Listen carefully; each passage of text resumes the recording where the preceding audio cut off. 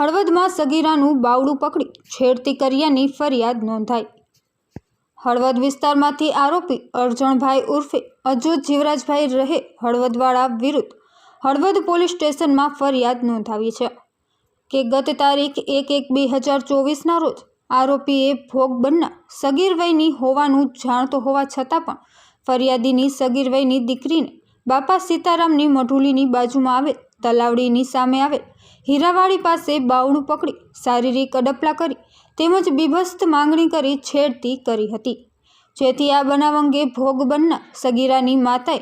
આરોપી વિરુદ્ધ હળવદ પોલીસ સ્ટેશનમાં ફરિયાદ નોંધાવતા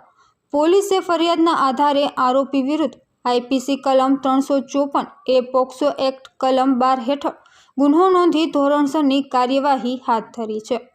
નમ્રતા પરીખ, હળવદ।